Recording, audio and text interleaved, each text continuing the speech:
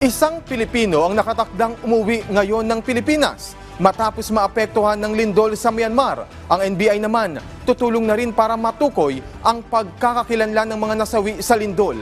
Si Joy Camar Gabrido ng Radyo Pilipinas sa Balitang Pambansa. Walang patid ang pag-alalay ng pamahalaan sa mga Pilipino na naapektuhan ng magnitude 7.7 na lindol sa Myanmar. Sa katunayan, isa sa mga kababayan natin ang nakatakdang umuwi ng Pilipinas ngayong araw at posibleng madagdagan pa sa mga susunod na araw. So may nag-request na po ng repatriation pabalik dito sa Pilipinas, Yusek?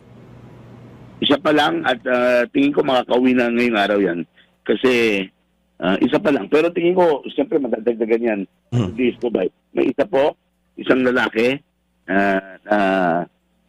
nawala na yung passport, nawala lahat ng gamit niya. Sa ngayon, nasa 14 na Pilipino na nawalan ng tirahan sa Mandalay ang nasa pangangalaga ng ating embahada sa Yangon at posibleng madagdagan pa ng 50. Samantala, patuloy rin ang pagsusumikap ng pamahalaan para mahanap ang 4 na overseas Filipino workers na nawawala pa rin dahil sa nangyaring lindol sa naturang bansa. Ayon kay Yusek De Vega, tumutulong na rin ang National Bureau of Investigation o NBI para ma-identify ang mga bangkay na nasa morgue sa naturang bansa. Nagbigay na rin anya ng detalye ang kaanak ng 4 na OFWs para madali na matukoy ang pagkakakilanlan ng ating mga kababayan. Kasi maraming katawan na hindi pa na-identify.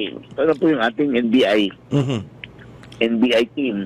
In fact, nakarating na ngayon yun.